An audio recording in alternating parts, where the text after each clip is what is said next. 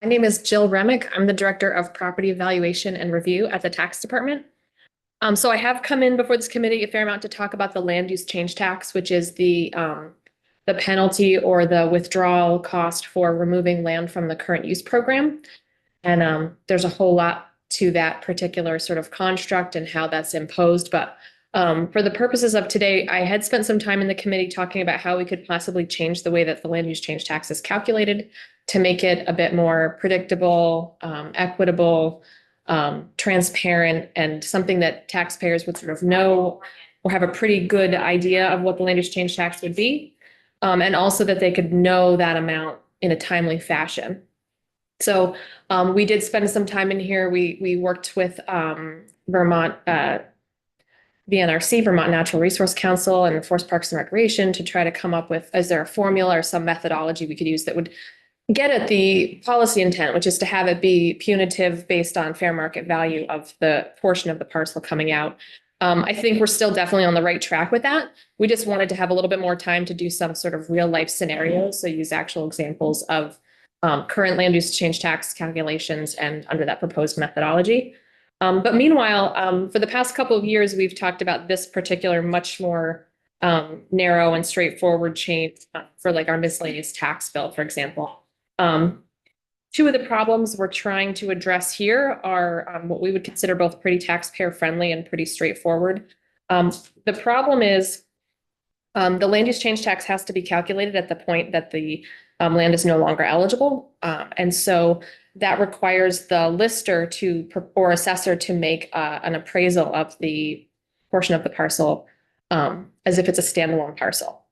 So what happens in practice is they're only given 14 days under the current statute to appeal that value to the lister, because it's the lister or assessor who's making that assessment. And even now, we've had conversations this week at the tax department where, it's April 15th week, so it's kind of a busy mail week.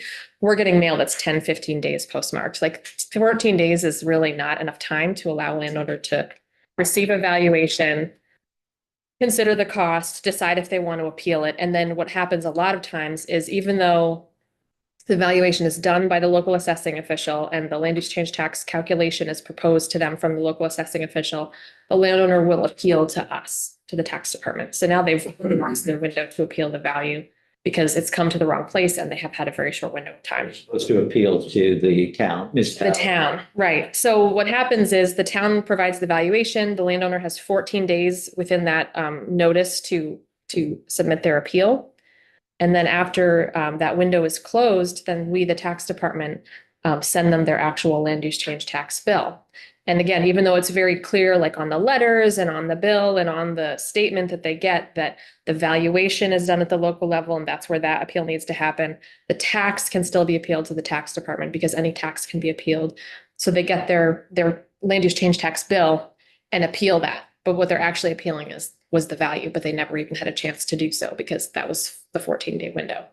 So what we'd like to do is ask for the window of time that a landowner has to appeal the valuation from their local assessing official from 14 days to 30 days.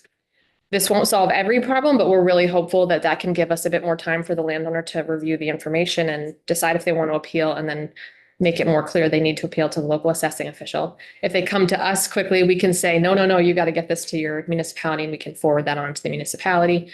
So I think it provides a reasonable, not too significant, but we're hoping that would cut back on erroneous appeals and give the landowner a bit more time to make that determination, especially like frankly, truly the mail is the number one concern here. That's really been problematic at the tax department for quite a while. And luckily things get postmarked, but 14 days is not enough time to receive it, review it, talk to your forester, talk to your attorney, consider whether that value is appropriate. And then the other piece that we're also hoping might help a bit would be if in the case where the municipality has not provided that valuation within that 30-day window, that we could make that determination so we could issue the bill and then that appeal would come to us. And that would be appropriate. So there's definitely other parts of statute where the director is allowed to sort of establish fair market value for different things, or if they see something on the grant list that's not appropriate, I do have that authority. We don't really exercise that much. But hopefully this would do a few things as well. It would allow us to turn around the land use change tax information to the taxpayer in a timely fashion, because we spend a lot of time. We send multiple notices and phone calls to the municipalities if they've gone past that 30-day window, which happens a lot. A lot of local assessing officials are part-time. Again, so 14 days and 30 days is not very much time to do these things. And also to sort of help hopefully incentivize them to turn those around in a timely fashion. Currently, we collect the land use change tax and then we remit 50% up to $2,000 to the municipality for the valuation. And that was, I believe that was designed when this was passed as a way to sort of compensate the municipality for the time the lister has to take to make that special assessment. So again, this would sort of help give us some time to do communication and ensure that landowners know what they're appealing and know where the appeal goes. And then in the event that that still does not happen within the 30 days, that we can still provide the landowner with an answer that they need for what their land use change tax would be. And I did, as I was running over here, I did ask one of our staff members about sort of the proportionality of what the different situations are. And they say these sort of partial withdrawals are usually ones where the land use change tax is due right away. And it's usually part of some sort of real estate transaction. So there definitely is sort of a clock ticking. So that's why what happens is if you're a landowner and you are waiting to sell your property or purchase property, and part of the closing a lot of times might be what the land use change tax is, and they've had to push out closings to accommodate waiting for this answer. And we're, the taxpayers calling us, we're calling the town, trying to get this answer to them. So hopefully these two relatively straightforward things might help. If nothing else, I'd love to at least get the 14 days to 30 days, because I think that alone would just be, I think it's kind of unreasonable, small amount of time right now for them to make that decision. And what it does is it means we're getting a lot of appeals that we can't really act on because they're actually a valuation appeal. And by the time we get it, it's too late for the landowner to then go appeal the value to the town. So I did provide, I just had a memo that I sort of wrote up to keep me on track. And then what I had handed out was at the bottom of the memo as well, which I think is on your page or will be soon. It's just some proposed draft language that our attorney wrote up on how that could read.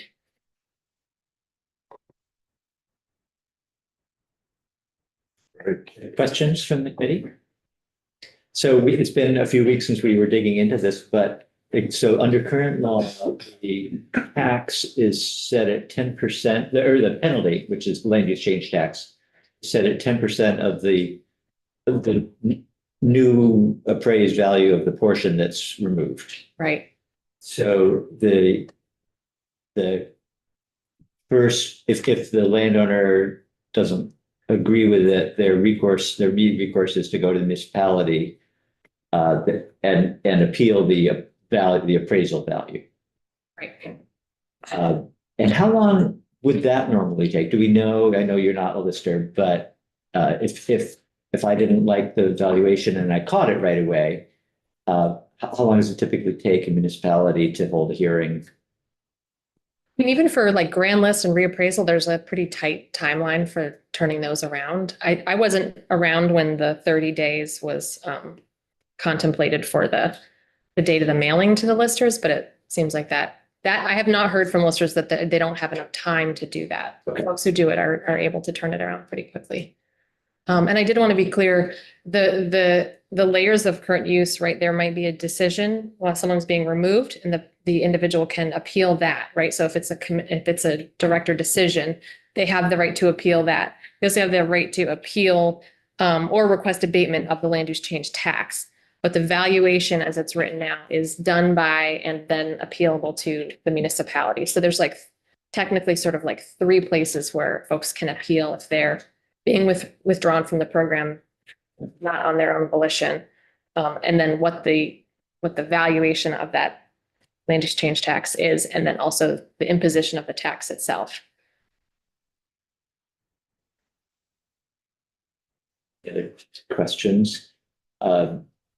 So this is language that I know you were wondering, what were we going to do with this, or what might the legislature do with this? And the Ways and Means has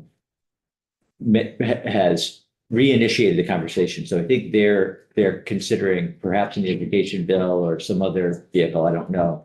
Are willing to look at this, but and I don't know, maybe you're on their agenda for Tomorrow morning. tomorrow, okay. So what we can do is, if we're comfortable with the language, we can have Kirby walk us through the language too, I was here. We can just, do a straw poll saying that we're supportive or not, if that's the case. Yeah. Would you mind coming up, Kirby? And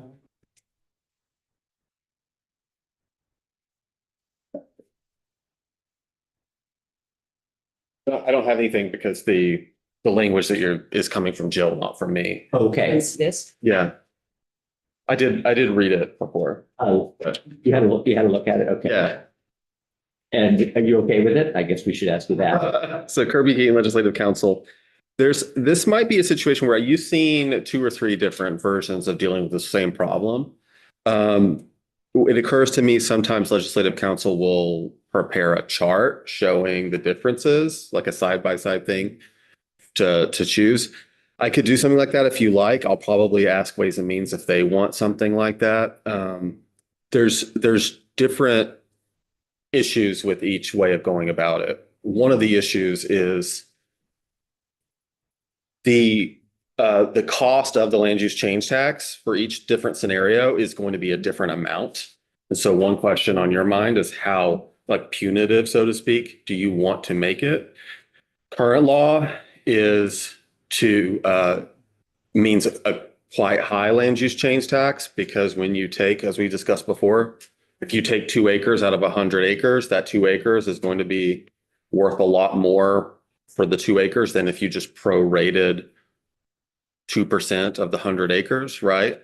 So, and then the old law, which was the proration, would be probably the low end of how much land use change tax would be collected, because 2% of 100 acres is of a 100-acre parcel is going to be on the low end. And then what we have here is probably something, well, what we have here is current law, right? With a longer timeline. But PVR, when that timeline's not hit, PVR does its own valuation. But this does not specify, but it's like reading between the lines here. I think that whatever PVR does is not going to be what a lister would do, which is to go out and do a valuation like current law. They'll have to do something else, something like the Brighton approach. That was another option I haven't mentioned yet, but as far as how much tax is owed, I think the Brighton approach would be somewhere in between current law and the old law as far as how much land use change tax. This is kind of a hybrid of current law, but PVR sometimes will do evaluation itself, presumably either prorated or the Brighton approach or something. So that's the question for you. Like, is that what you want to drive this? Do you want the penalty? Or another thing that would be like a column on a chart would be, what do you want the taxpayer's experience to be like?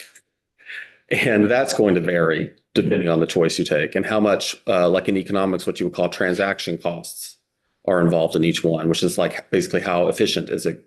The most efficient maybe would be prorated. That could be done right away. The Brighton approach, one appealing thing about that you discussed was that that's something that could be done on paper quickly. And so the taxpayer's not waiting for that. The current method means some transaction costs for the taxpayer. They have to wait until evaluation is done. Jill had just mentioned that can have a confusing timeline for a taxpayer because they're waiting, then the valuation gets in. Maybe they don't realize that they're supposed to appeal the valuation because there's like, oh, I got this piece of paper that PVR says it's worth such and such. I don't care, whatever. And then later you get a huge bill and you're like, oh, now I realize why I should have cared about that piece of paper that I got for, right? And like, so there's more transaction costs, there's more steps involved under current law approach. So I probably didn't clarify a lot for you. I'm just pointing out the fact that there's a lot of pieces here with a lot of decisions to make. Representative Lipsky. Kirby, thank you. What I'm hearing, you don't have a problem with the 15-day, 14-day to 30-day, or does that impact prorated costs? That's not something that jumps out as me as having an issue here at all, no. But as far as equity or fairness, given the state of the Giving taxpayers more time. Really. Yeah. Giving taxpayers more time to appeal, I can't really think of a lot of issues that would be caused by that. It's usually there's timelines exist so that the government has to act. And that's part of it. Sometimes timelines do exist so that things aren't frozen out of inaction and things need to move along. And so it's because, obviously there's timelines that taxpayers must meet in this. Giving taxpayers more time, though, generally is a taxpayer friendly thing to do, right? Especially when you're talking about people who are trying to navigate this themselves without like professional help. More time is a good thing. 14 days is pretty short as far as tax timelines go and tax due dates go, like compared with other places in our law. Another thing about this language, though, is I just mentioned it to Jill before this, is that the part about the appeal where the taxpayer can appeal to either the local assessing official or the director, depending on who did the valuation. It's not clear to me whether a taxpayer is going to know who did the valuation and who they should appeal to. So some thought should probably go into, from the taxpayer's perspective, what to do there.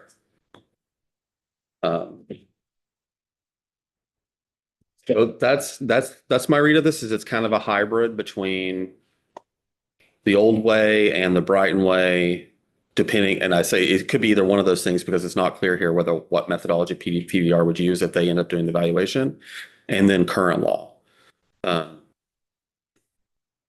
Good. Representative O'Brien. Kirby, is there any data on the appeals back when it was prorated versus the method today? That's a good question. I would not have that information. The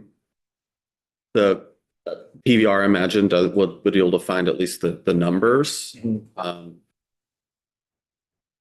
Because it sounds like you want a comparison of whether the number of appeals shot upwards when it was changed. Spike, like I'm saying, people are like, whoa, wait, this is a huge bill. I didn't expect that. Yeah. Yeah, I think logically speaking, if the bills went way up, then people will have more incentive to try to appeal it. There wasn't a lot to appeal when it was prorated.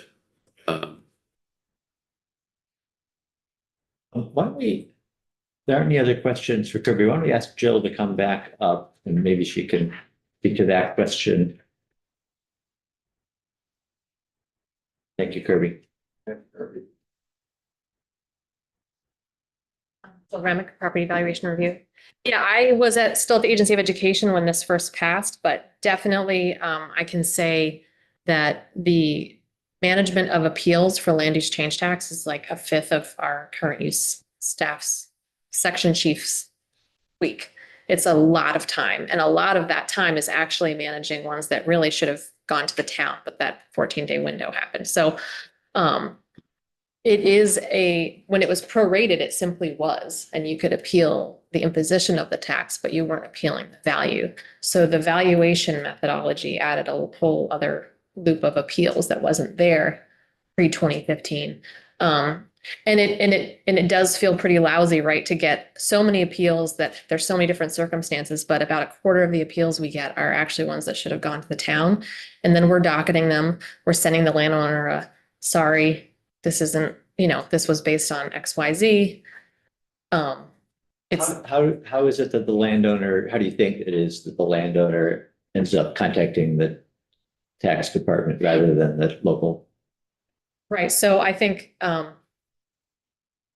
local assessing official, when they make the determination, send a letter to the taxpayer saying, this is the value that we've come up with for your withdrawn land.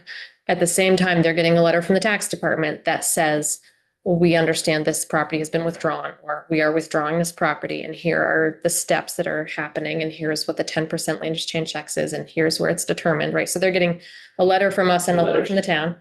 Right. And then, so you might say, all right, well, and then you've got 14 days, and you might say, well, either I want to appeal the decision that I owe land use change tax, or I want to appeal the value of the land use change tax, which is a different entity than what it is for the determination. And then the tax department practice is for all tax types, all 30 tax types, when you get a bill or a statement from the tax department, there's an appeal form because we need to let taxpayers know their appeal rights. So I'm just thinking if this happens within a month of time and the most recent letter you get is a letter from the tax department saying, here's what your land use change tax is, it's due. And then you've got an appeal form that says, fill this out and send this back to us if you want to appeal.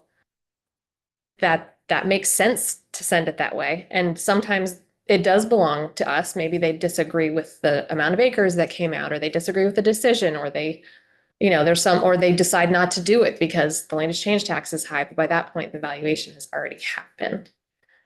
That's, I think just from a practical standpoint, people are getting, there's a lot of paper involved in current use administration and land use change tax, and you're getting a formal appeal form from the tax department.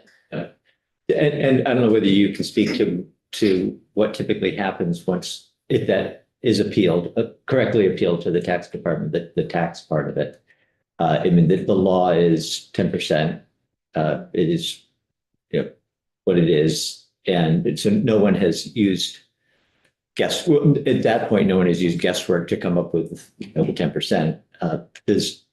Are appeals successful sometimes? What happens a lot of time is there's a fair amount of time that our current use chief, Michael Ramsey, spends on the phone with the taxpayer to sort of, how did we get here? Where did this come from?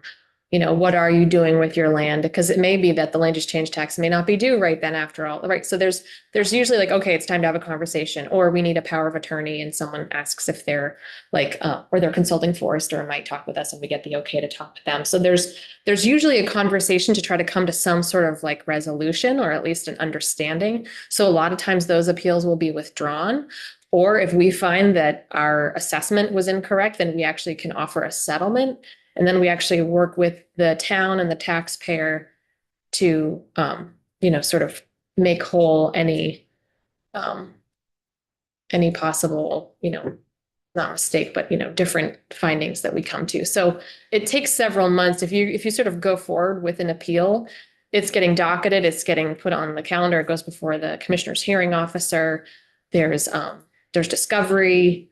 And then there's an appeal hearing, and then the hearing officer makes a determination.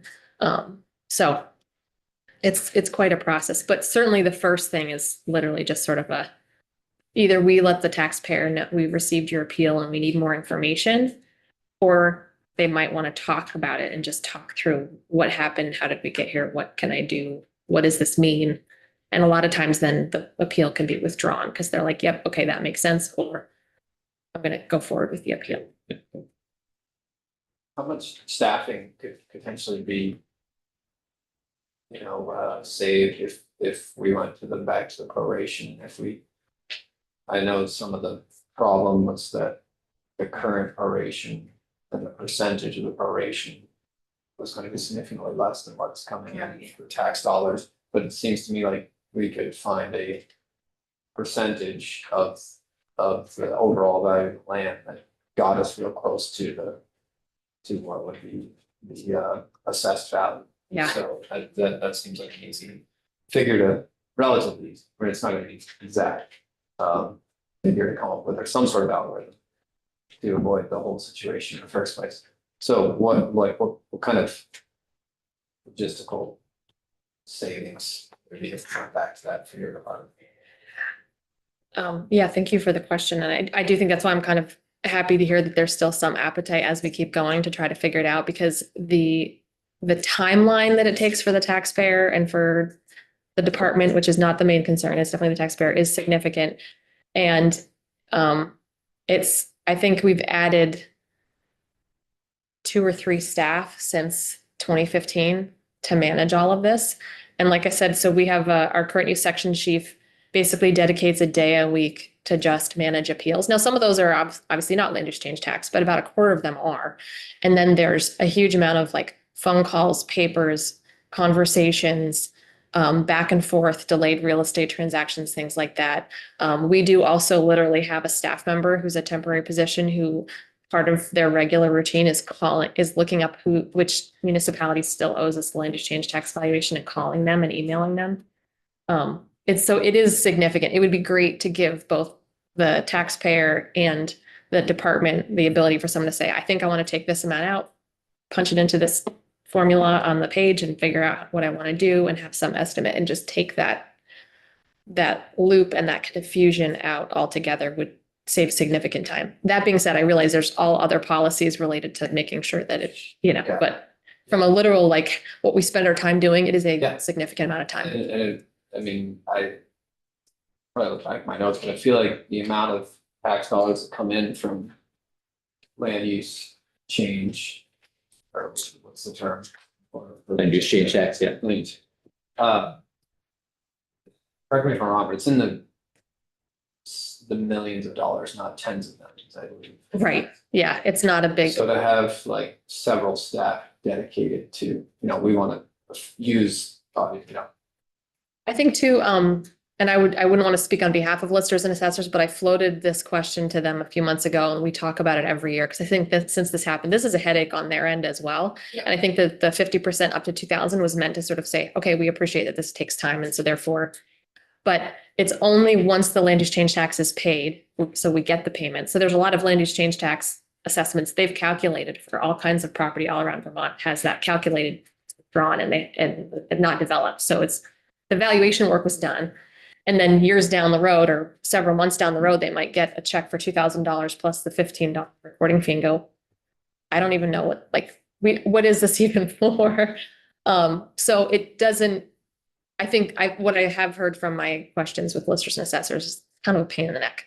And that eventual possible 50% up to $2,000 as doesn't really sort of align with when they do the work. And then is that 50% out of I believe the number was about 1.5 million. Yeah, I know. For some reason I was thinking 3, but I was talking about pilot yesterday. Maybe it's somewhere in that range, but, and of that, that's the total coming in for land use change tax. That means that half of that roughly is going to municipalities. Right, half up to $2,000. So there are some that are significant. So, Right. And then from what the tax department actually collects and retains, I think it's 25% goes to the ed fund and 75 to general or vice versa. It gets it gets put back into the ed fund. And I guess what I'm trying to make is at the end of the day, after we pay out all the expenses associated with collecting that tax, and what goes back to the municipality, there's not a whole lot going to the ed fund that. No, and actually, I'm so glad you reminded me. I'd forgotten this. Years ago, when Kai Sampson, I think, was commissioner, they did an analysis of how much it costs to implement every tax, right? So like for every dollar we spend, how many dollars of revenue are we getting? And I realize land use change tax isn't meant to be a revenue maker, but it costs the state more than it makes to administer. But it's a penalty. I get it's not meant to be a revenue. The more efficient we can be at moving those dollars around, the better off for everyone. Right. So sounds to me like we need to go back to proration. Knowing with the huge asterisk that there are policy and, determinations and levers that it's meant to pull that are not about the money and administration. But from where I sit, that's yes. Representative Brown. Thank you, Chair. Jill, was there ever thought of having the first stop of an appeal go to the BCA and make it sort of more what you're talking about, educational and informational, so that the property owner's like, oh, I get it now, right? And there's at least discussion, like I understand where this is coming from, because it seems like so much is this sort of communication gap to the point where then they're like, oh, okay, I'm going to appeal this, just the way grievances get appealed at the BCA level. So it seems like, and then you sort of have listers, property owners, and the BCA sitting as the jury judge there to work through that, at least at the first level. And just with grievances, it can go to higher courts eventually, but at least you get rid of probably 90% of all appeals. Yeah, as you say that, I feel like the way that it points to grand list grievances now, that is technically probably how that is supposed to go. But that would add significant time. But if it's because I think the language right now just says they can appeal it the same way they can their regular grievance. That seems like that'd be the first stop.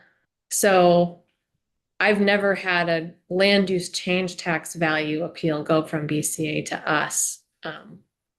But that could theoretically be what happens, but if that's happened, I am not aware of that.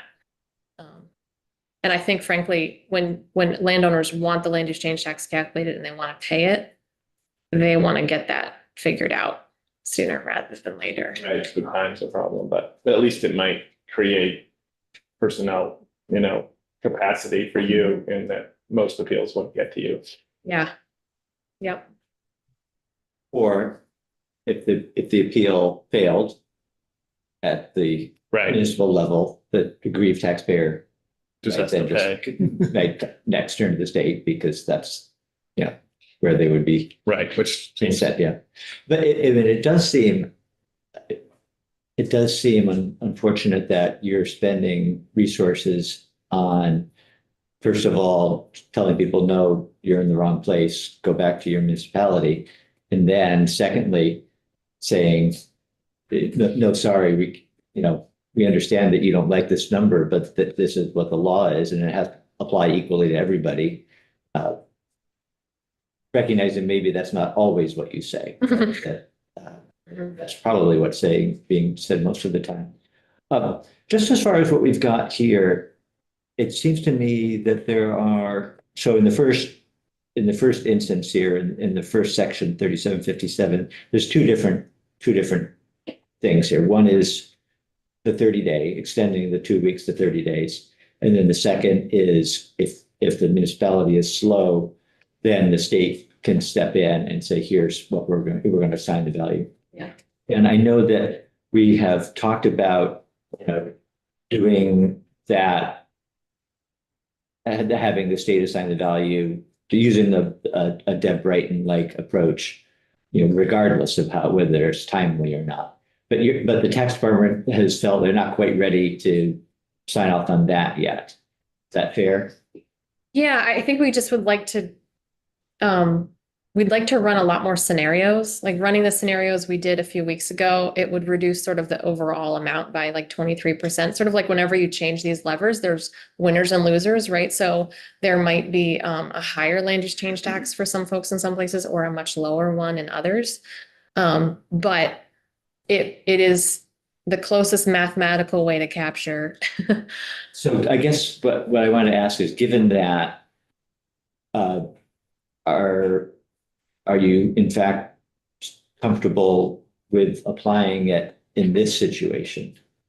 Yeah, I mean, and just to be clear, PVR has a lot of places where we determine fair market. So I'm not an appraisal expert, but we have an entire team of district advisors who are real estate appraisers, and they work with the municipalities every day. So I would hope to not have to use this provision very often. My hope is to sort of help use this to give the taxpayer more time. And then if we've hit 30 days and, we typically have like a 5-day grace period. So if we have 35 days and we've called and we've emailed and we've asked and we don't have a number, we'd like to be able to give the taxpayer an answer. So we come up with fair market value, especially like during the equalization study. Our staff actually does appraisals of properties for towns that don't have enough sales to have like a reasonable amount of data to come up with their CLA and COD. So like, it's not an unusual thing. And a lot of value, especially of land, would probably just rely on the town's land schedule. So we would just get that figure from the town and figure out what it would be. And that's what the Brighton model is kind of based on, is using the land schedule and the proportion of acreage to the overall enrollment. So I'm not uncomfortable with that. I would hope that I could, like I said, if nothing else, getting the 14 to 30 day, I think would be just no harm, but a good deal of help. And then that would also sort of give us leverage to really make it more clear to municipalities and taxpayers about what happens where and the timeline involved. And hopefully having us have to actually, we would work really hard to work with the municipality before we actually were like, okay, I guess we're going to do this. But we can do that. We can come up with fair market value. We do it a lot. All right. Before we say thank you to Jill, any thoughts that you want to share that she might have a reaction to, or questions for her? The only thing I would add, when you reach out to those people at current use here at the state, they're very responsive in getting back in touch with you and helping you try to resolve your issues. And I have some real life experience with that. Thank you. I'll pass that along. I was just thinking, I mean, it's the general fund, which like funds your employees at the tax department. So if this tax actually costs more to facilitate, it's like the general fund is subsidizing the ed fund on this. Gosh, yeah. And You just give also them money, get rid of the land use change tax. the current use application fee, which I think is $70 plus $15 a page for the recording fees. So I think it's up to $100 now. Theoretically also helps offset the administration of the program overall. But about half that pays for the software to collect it too. So yeah, it's not a win, it's not a tax, it's not an income generating. Sounds like dairy farming. There's us down in current use and property valuation, and then there's the rest of the tax department. All right. Thank you, Jill. Thank you for the Yeah. opportunity to come talk about it. I appreciate it. I think that what we might want to do is, we've got other witnesses scheduled, and so don't want to hold off too long on moving on to the next topic. We're having a short floor this afternoon, and we might want to see if folks are available to pop back into the committee after floor and talk a little bit more about this, if that seems appropriate. And then at some point, Jill, maybe you and others could have more conversation about this, the cost benefit, so overall cost benefit of the program. I think we might want to dig into that a little bit too. It does seem like, I mean, I think that the 14 to 30 days seems like a no-brainer, I would say. Thank you. It was the policy, it was to keep current use land in current use, and so it's essentially a penalty tax. Yeah, Right. It's not meant to generate revenue. Like, and I think, Kate or Keith from FBR, like there's a cost the state is assumed because current use is valued. So we don't want people to just bop in and out of it, benefit from it, and then pull it out of the program because the state has made an investment in having that property be in there. So yeah, and those economic benefits are not calculated in cost of administering land exchange tax, but they're a thing for sure. I just wondered, like policy wise, then has there ever been thought of making it a 20% or, to make it more severe so that our investment in current use properties, Yeah. remain there? I think before 2015, I think if it was less than 10 years that it was in, it was 20%. And if it was more than 10 years, other folks in here Right, might it's be original. familiar, but it had been a higher penalty if it was in shorter. And some other states do that too, or you're in and that's it. You're in for 5 years or you're in for 10 years, that's it. And then you're out. There's different ways to sort of try to protect that. But yeah, I think so Vermont now doesn't have the time frame construct, but that was what the prior construct was, because there is certainly like the longer it's in, the better. Right, The yeah. state as a whole. Yeah. so sorry, just before you leave, just otherwise I'd be calling you back to come in this afternoon. Do we have any data suggesting how often it is that it takes more than 30 days for the municipality to turn things around? Yeah, I did a spot check last week just to ask, and there were 46 outstanding land use change tax valuation requests with the towns, and 15 were over 30 days. So that's right on my, 15 out of Yeah. 46, okay. so then that's pretty common. Like I said, we've sort of made it part of our maintenance that we have an employee run that report and then call those towns again and email those towns again. And a lot of times, I mean, you've heard, and Ways and Means certainly has, like, there's a shortage of people doing listing and assessing. There's only so many people. It's certainly not, people aren't going, I'm not going to bother, right? There may not be anybody there. Or they may not understand that that's waiting for them. So we do a lot of reminding and triple checking, which we would still do under this, to be clear. We don't want to have to come to the point where we're doing something that a town had the chance to do first. And I'm next door, so I'm happy to come back. if Okay. you're- Yes. You can see your building from my window. Thank you. Thank you. All right, and thank you, Kirby. So I think rather than take a break, why don't we just move right into the next testimony? And is Tyler here? Hi, Tyler. Hey, good morning. Morning. I was about to say, are you zooming in? It looks like you are. So just before we get started, we're going to switch now to take some testimony on H 326. This is the rodenticide bill. And we've got Tyler Hawkins joining us online from Pest End. And then we have David Huber, who's here, the Agency of Agriculture, and will be also testifying on the bill. So Ty, if you want to just get started, and you can tell us a little bit about who you are, where you are physically, and who you represent, and we'd like to hear your testimony. Yeah, thank you very much. I appreciate the opportunity and for for you allowing me to take a few minutes here with you. I am currently actually in the state of New Hampshire, but I do represent the New England Pest Management Association. With the association, we represent professional pest control companies throughout the New England area, including 5 states, which would be Rhode Island, Massachusetts, Maine, New Hampshire, as well as Vermont. And our pest control companies that belong to the association, they treat both residential and commercial establishments, including hospitals, schools, senior centers, food processing places. We respectfully request that H 326 is opposed. We certainly appreciate the legislature's interest in ensuring products are not being misused and impacting, off-target species. Last year, if you remember, the legislature passed legislation to ensure that second-generation anticoagulant rodenticides were classified as Class A pesticides, which means that only certified licensed applicators can buy and apply those products in the state of Vermont, which I was in favor of. However, as licensed applicators, we need access to various tools in order to prevent rodents from entering homes and businesses and being nuisances and spreading diseases through the public health. And so by banning rodenticides, it takes one of those tools away.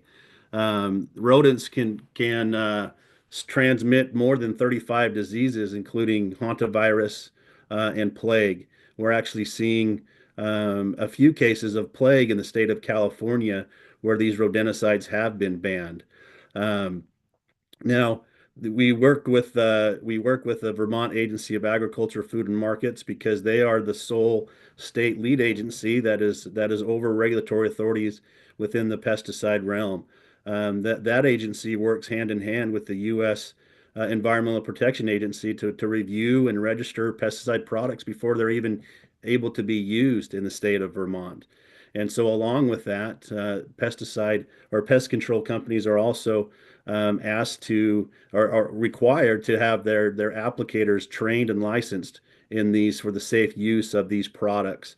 And so we use what's called an integrated pest management program, which uses various means to control rodent populations as well as other pests. Some of that is a cultural control where we train our customers to better utilize their homes and the things, maybe cleaning up around the house of debris, things like that, changing human and rodent behavior. We also use mechanical methods such as snap traps and other things, as well as pest proofing the buildings, right? The exclusion portion of that. And of course, rodenticides are part of that program. However, rodenticides are rarely used as a first option in dealing with these rodent issues.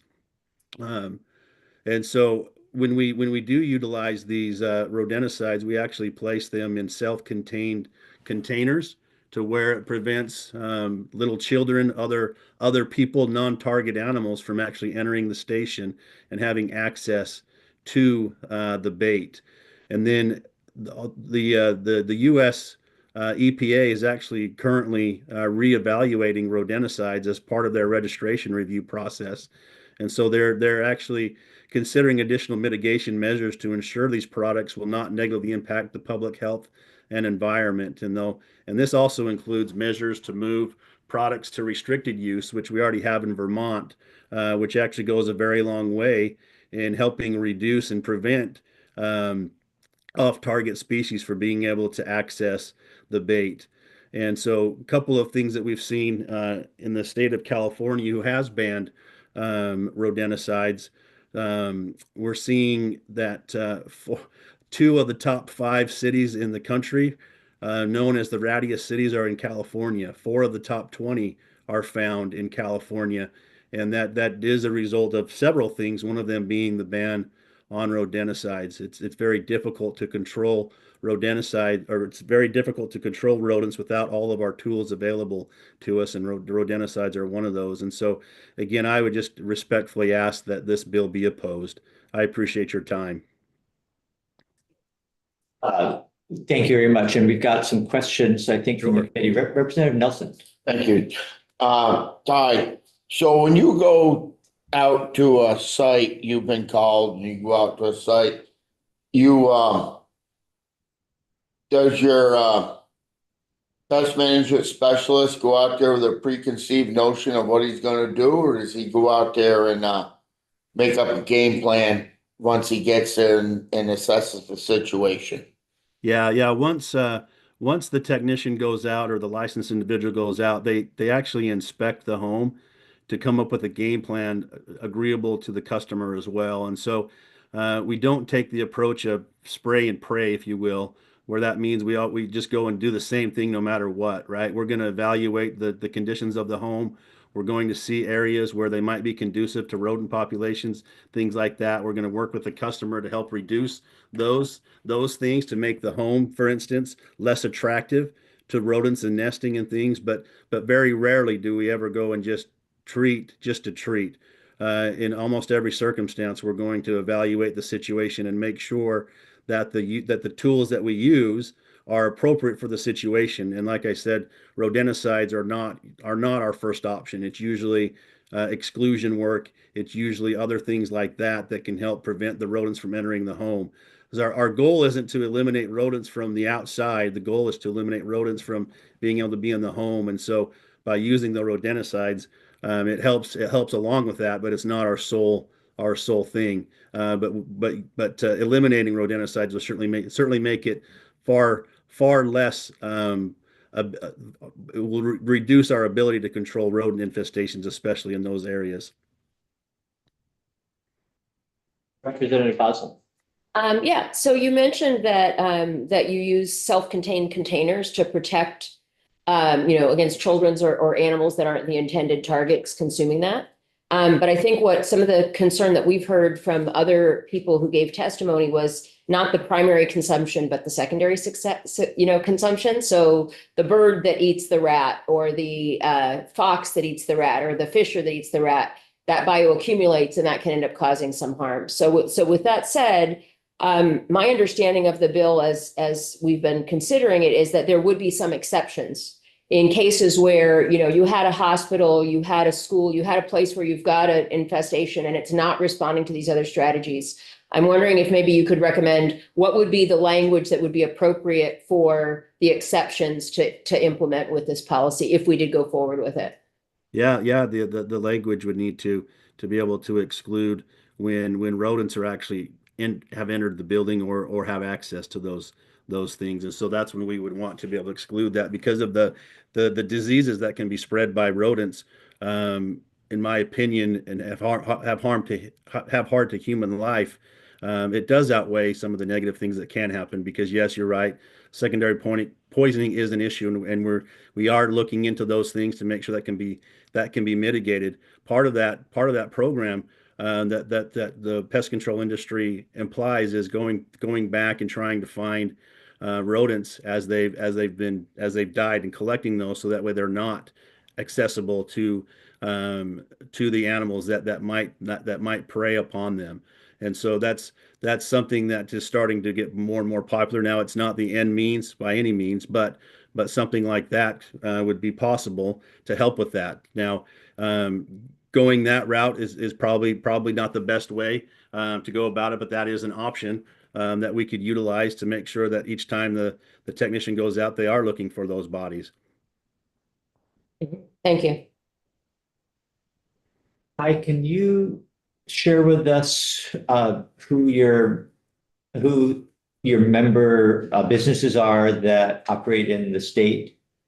Or how many there are? We don't need to know their names, but Yeah. I don't know how many pest control companies there are in the state of Vermont, but there are several. You have major players like Orkin and Terminix, as well as several. The majority of the pest control companies in the state are actually local businesses and small businesses where they have, a few employees is all. But as far as a number, I apologize. I don't have that specific number of pest control companies in the state of Vermont. and could you characterize, and it may vary from one company to the next, but how much of its business tends to be with in commercial clients as opposed to residential homeowners or apartment buildings? Yeah. Generally, it's usually a pretty even split, 50-50. Now it'll range depending on the focus of the company itself. Some companies are more attuned to residential control, and others are more attuned to commercial. But generally, you see a pretty even split between residential and commercial accounts within the industry. I wanted to go back to the disease question. We associate rats with disease, and I remember being in New Mexico and hiking and being startled to come across a sign just out in the middle of nowhere suggesting that, avoid rats because of plague or hantavirus. And so that's a thing. But is that a thing here? So what do we know about the diseases that rats in the Northeast carry? Yeah. So it's not just rats; it's also other species of mice.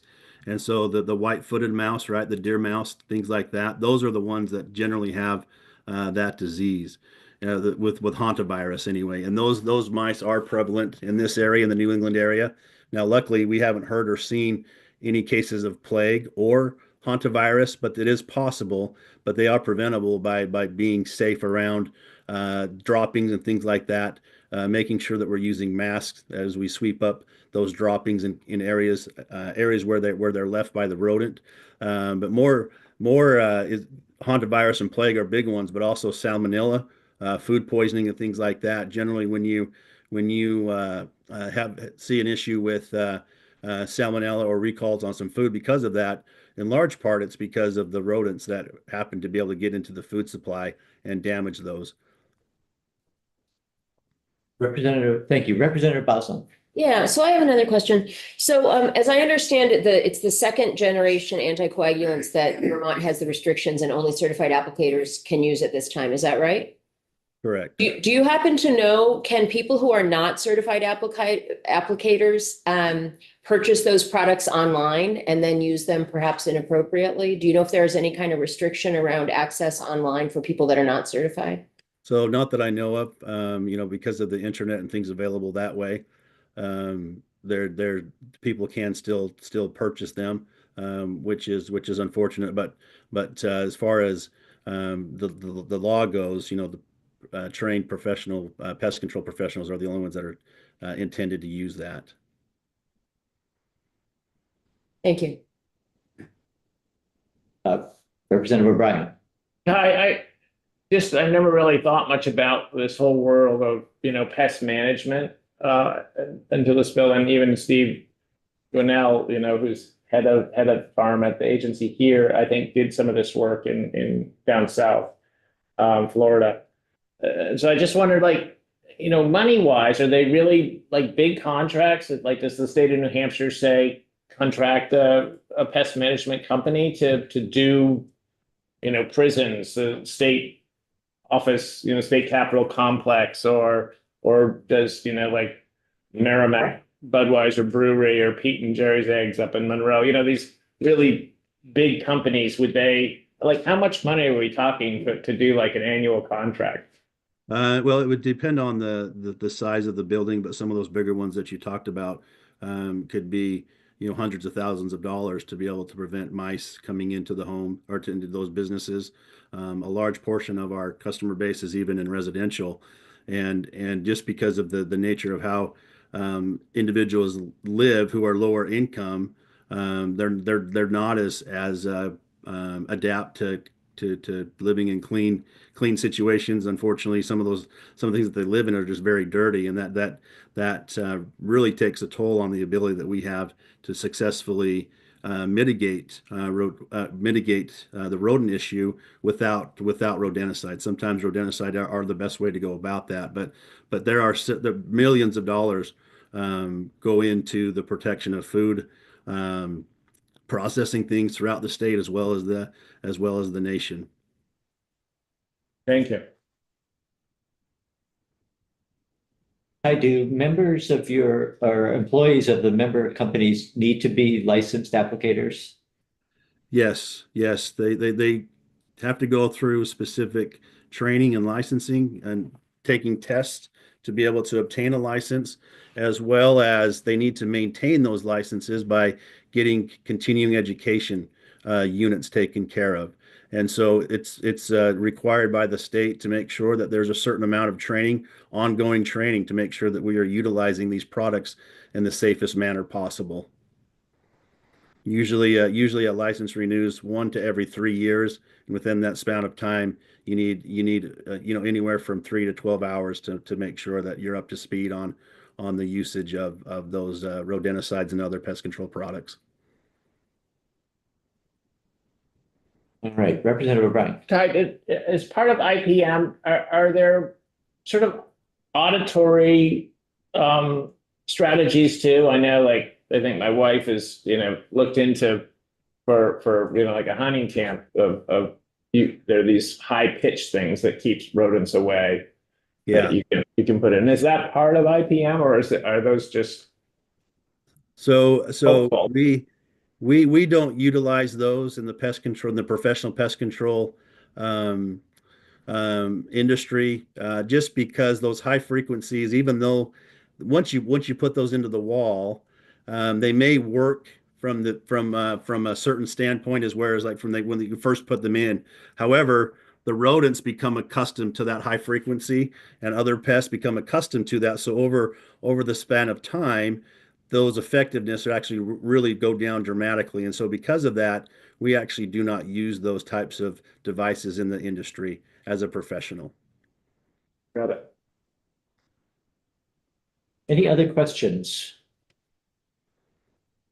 All right, Ty, thank you very much. Appreciate your testimony.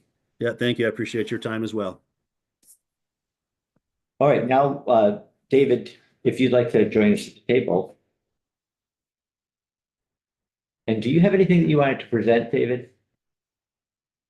No, Mr. Chair, I was just going to talk about a couple of items. Maybe something interactive too. Morning. Good morning, everybody. We've had you here, but maybe not this year. Not this year. So we'll do some quick introductions. David Durfee, Chair of the Committee from Shaftesbury, represent Sunderland and Glastonbury as well. I want to go around this way. I'm Leland Morgan, and I represent Grand Isle County and the western portion of the town of Milton, where I live. Chad Lipsky, Lamoille 1, Stowe. Michelle Boslin, Wyndham 3, Westminster, Rockingham, and Brookline. Bert Cabot, Danville, Peachum. John O'Brien, I represent Marlton and Concord. Excellent. Thank you so much. Nice to meet those. I want to say Sidonia, our committee assistant here, and maybe we have another committee member online who may be listening and not able to chime in with an introduction. Yes, hi, good morning. Good morning. That's Representative Supernaut. Excellent. Well, thank you, members of the committee, and thank you, Mr. Chair. I'm Dave Huber, Deputy Director of the Public Health and Agricultural Resource Management Division over at the Vermont Agency of Agriculture Food Markets. You've already heard from Farm Director Steve Linnell, as I heard you mention, Representative. I just wanted to go over a couple of items here. Mainly 326, H326 is as you know, a complete ban on the use of FCARs and SCARs in the state. And I think you've probably heard from several folks, including Fish and Wildlife and from the industry, that it might be worthwhile to allow another piece of legislation that was introduced and passed in the chambers last year, S301, to have a little bit more time. So I would like to discuss S301 with you, if that sounds good. And additionally, what the agency has done prior to the introduction of S301, and then what our plans are moving forward. So in 2023, the Agency of Agriculture engaged in a pretty large campaign. The campaign was to make it very clear to those who are distributing rodenticides that if they're going to be selling rodenticides, they had to do so with a bait station. Now, in order to be selling a rodenticide or selling a pesticide in general, rodenticides are a type of a pesticide, as are herbicides, insecticides, right? So in order to sell a pesticide in the state of Vermont, which includes rodenticides, you do have to be licensed as a dealer. And so multiple stores out there that are selling pesticides, they have a dealer license. And that includes if you're selling mosquito spray or if you're selling agricultural pesticides. And several distributors sell rodenticides. And so the Agency of Agriculture engaged in a pretty large campaign with water-resistant posters to tack up over at any retailer who was distributing a rodenticide. And this was not mandatory. No one had to put this up. We requested that they put it up. We had a 100% acceptance rate on this. Stores wanted to put this flyer up. And what it says is alert rodent baits, requirements for use of mice or rat baits. Baits used to control mice, rats, meadow voles, or pesticides. It must be used properly. And proper use can result in poisoning of children, pets, domestic animals, or wildlife. It's illegal to use these baits outdoors without a bait station. Always read and follow label directions for use. Then we talk about for indoors, place baits where children, pets, animals, and wildlife cannot reach the bait. And for outdoors, baits must be put into a tamper-resistant bait station. And then it says that the Agency of Agriculture investigates reports of pesticide misuse. And there's a phone number and a QR code here. So I assume everyone has a cell. QR coded, and I have a couple other copies for the committee as well. Just Representative O'Brien, do you have a question while we're passing around that? Do, Dave. I saw one of these at our local Obashan, for example. So a hardware store like that, do they just have to buy one license then, and all their branches then are covered? no, each brick and mortar location has to have a dealer license. Really? Which means that they have somebody there. It depends on the type of pesticide that they're selling. You may have heard that we have 3 different types of classifications of pesticides that can be sold in Vermont. Video, you don't want us to watch the video right now. You certainly can if you like. You don't have to, but it should work. And if you're interested in calling the number too, We wouldn't want to be. Do that. Though from your testimonies. no, of course, Hold off on this. of course. So if you wanted to sell Closed caption. a Class C pesticide, which would be something like a mosquito spray. It's a general use product. You would have to pay, I think it's a $25 annual registration fee. And then you are able to sell those products at that brick and mortar location. So say you have a Home Depot and they're selling a product that is a Class C product. Then if that's all that they're selling, that covers that one individual store for the year. And you have to re-up annually.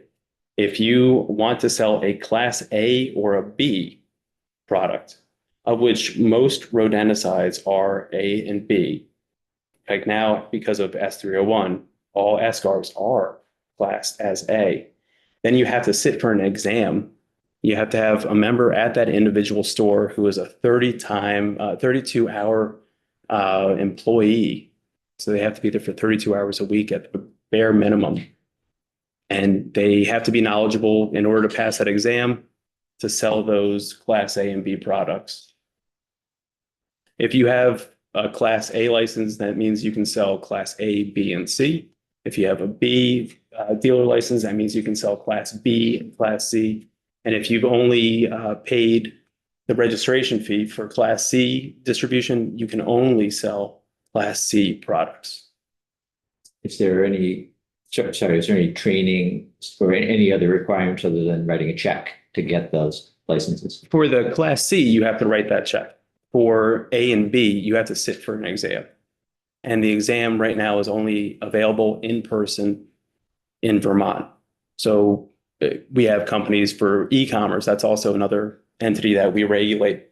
So companies like Amazon who are looking to sell products on their platform. If they want to have a Class C pesticide license, then they have to pay that fee for the annual registration. They like to sell Class B pesticides as well, which meant that somebody in June 2023 flew in from Washington to sit for the exam and pass the exam on behalf of Amazon. David says that the agency investigates reports of pesticide abuse. So do you have any data on that from like the last year?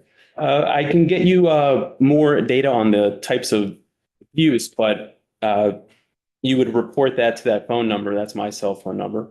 And so it comes straight to me. And that's how strongly the agency takes it. I want to know about every single one of these that's coming through. And then send staff out in order, to investigate. When it comes to investigating these, in 2024, we had 7 letters of warning that were sent out. We have a rather robust enforcement process. We didn't have any notices of violation that year, but in 2025, following the passage of S301, we had 1 notice of violation, which is a monetary penalty. It was $8,000, a food manufacturing site. And then we had 4 letters of warning. And so the enforcement actually dipped a little bit, which I think shows some improvement there in that those products were not easily accessible or shouldn't be legally available to the general public. You would have to be a licensed pesticide applicator in order to purchase those products. And because they're now classified as Class A products, the store who's a dealer and selling those products has to keep sales reports of all of these products. And they have to ask for the licensure of the individual making that purchase, and they record that. And then the agency can go out and do a records check and verify that all of those restricted use pesticides are being sold appropriately at those restricted use pesticide Class A dealers. And so what we were finding was that there was a little bit less enforcement actions, might be attributable to the fact that there was less in the hands of the general population compared to those whose livelihoods are at stake. And losing your license might mean that you're either losing your business or that you're being fired from your job. Those are both things that the agency can mandate. They're nuclear options, removing somebody's license, but we do have the ability to do that as a co-regulator with the EPA and the state lead agency on pesticide use. Just to follow up, so in the Northeast, if we do New England and say New York State, because we're on borders, like, can I go to West Leb and go to Home Depot and buy rodenticides, or would I need a dealer license? Well, you wouldn't need a dealer license to, yes, if you were to go. Applicator license, yeah. A custom applicator would be different. A licensed pesticide applicator license, what we would be looking for. And in this instance, if you did go over to New Hampshire if you're in a border community, then there is a potential for you to make a purchase. However, as soon as you cross over, you are in violation of our law because you are in possession of that. Possessing it is constituting use. And so these products cannot be used by unlicensed folks. But non-Vermont knows that probably. Right. So other states don't have as strict. Potentially not. Some do, but some don't. And I think you heard from Mr. Hawkins that what Vermont did was actually ahead of what the EPA was doing. So we took we took action prior to the EPA coming forth and taking action with the biological evaluation on 11 rodenticides right now. And that's because of the passage of S301. Representative Lipsky. Yeah, thank you. On this flyer here, talk about tamper-resistant bait stations. I've had folks reach out about, they call it or slam gate of some kind. And once the rodent goes into one of these tamper-resistant bait stations, can they exfiltrate and get out and maybe die not in bait station? So I'd like to know the distinction. Sure. And if there's some kind of, they can exfiltrate, how would someone, if let's say they were a homeowner, safely, are there instructions where you might bury safely the carcass of a rodent that died of the poison? Sure. So I don't know that there's any way for a homeowner to know that without a necropsy as to whether or not the rodent died of a poison or If they died in the bait station, you're right. They could have died of poison, or they could have right. starved to death, or died of dehydration or some other. But tamper-resistant bait station doesn't mean that the animal can't leave the bait station. It means that it's tamper-resistant in the same way that an outlet is tamper-resistant for a child, so they don't open it up accidentally, stick a fork into that outlet. This is made so that it's without the key, which the pest management professionals utilize to open up these bait stations.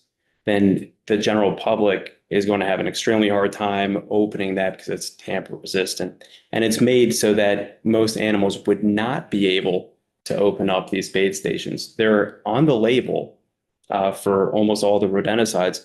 There is increased language, or I guess more strict language around what happens should there be animals like bears or raccoons or animals that could have the potential to outsmart or to forcefully open up a bait station.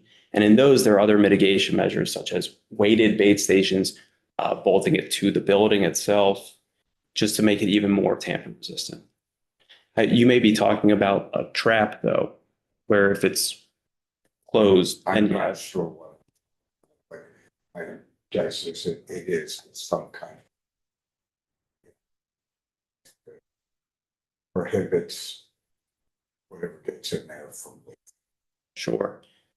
So if you're a homeowner and the homeowner has a trap and they catch a rodent in that trap, then they can relocate that rodent if it's living.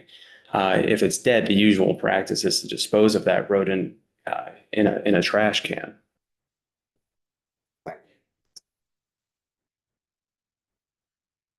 Not sure where you were, David. Did you have more that you I wanted do. to share? Yeah. I have a little bit more. I also wanted to let you know just some numbers.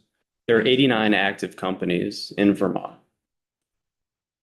That have the license to sell. No, that are pesticide companies. Pesticides are regulated in Vermont to the point where we have more classifications of pesticides than most states. We license dealers, which makes us a leader in e-commerce regulation because we also regulate e-commerce platforms. The companies themselves, if you're a company, you have to have a license. In order to be a pest management professional, you have to sit for the license, the exam, obtain your license, and then have continuing education credits where you're going to hear from my staff, me, Director Dwinell, talking about rodenticides and other pesticide issues. We've had 2 specific rodenticide conferences in the past 2 years where we've had professionals come in from across the nation to talk to our pesticide management professionals that we license in the state. We've opened it up to other states too. And so we have participation from New Hampshire, from New York, from Vermont, from Massachusetts. So the number, the figure 89, that's the number of licensed applicators or businesses or? That's just businesses. The number of licensed applicators for the use of rodenticides is 284 active certified folks.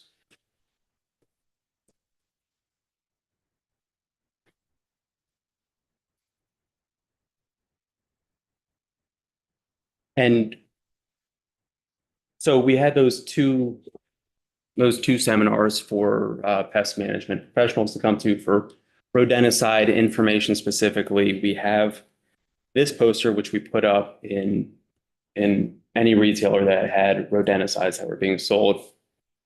And then S301 was passed in July 1st, 2024. That's when it became effective. And that in itself made it so that you had to be a licensed applicator in order to purchase and use a second generation anticoagulant. And I just wanted to also make sure that everyone understood the difference between them. Chlorphacinone, diphacinone, and warfarin, those are considered first generation anticoagulants. Those can be purchased by general population. Bromethalin as well. It's not a anticoagulant, it's a neurotoxin. There's also cholecalciferol and zigphosphide, also not anticoagulants. And then second generation anticoagulants include brodifacoum, bromidolone, difenicum, and difetilone. Those would be the 4 SCARs that are registered. Thank you. Bromethalin.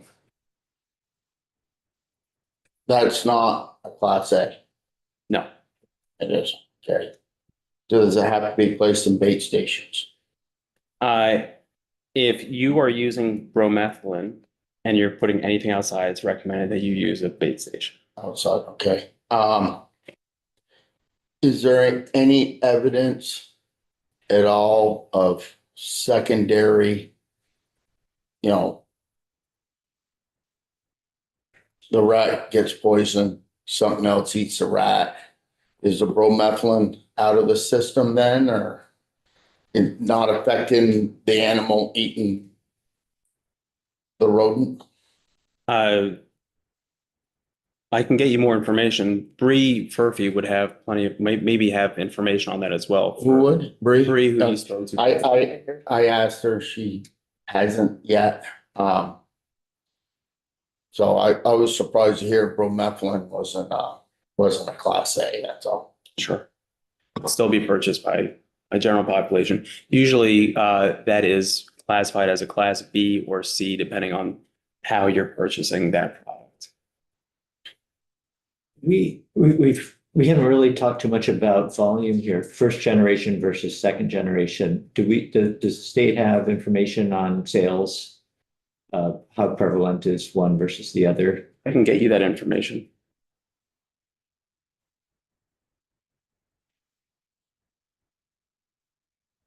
Nothing. Does New Hampshire, how do they treat these anticoagulants? Are they class A now, the second gen, or are they still selling it at Tractor Supply to anyone who wants it? Some products in New Hampshire you can still purchase as a general population. Okay. And did you explain to people the difference between class A, B, and C? I'm licensed, so I've been through the course and need more CE because it's a learning process and you learn something new all the time. Sure. So for class A, we did talk about this a little bit, but class A are the state and federally restricted use products in Vermont. Class B are restricted and class C are general use. And so if you're having an SCAR and you want to buy an SCAR in the state of Vermont, it's going to be a class A product, of which there are 69 products in Vermont that are SCARs that are registered, classified as A. I think we all figured out SCAR is second generation anti? Yeah. Anticoagulant. And I also just wanted to make the committee aware of ERG, which is a company that was contracted by Massachusetts Department of Agriculture, MDAR. And what they are going to do is review the human health and environmental impacts associated with anticoagulants and their alternatives. And so we were contacted to be part of that study. And part of their effort is going to involve reviewing assessment and scientific literature of these impacts. And they're all seeking information from New England states. So for us, we don't always include New York in the New England states because we think of it as regions for EPA. So that's New Hampshire, Maine, Vermont, Connecticut, Rhode Island, Massachusetts. There's 6 of us. And they're going to be polling us about regulations, restrictions, bans, uses, usage data, and alternatives for anticoagulant rodenticides. So we should have a little bit more information from that study that will be concluded probably in the next year and a half or so.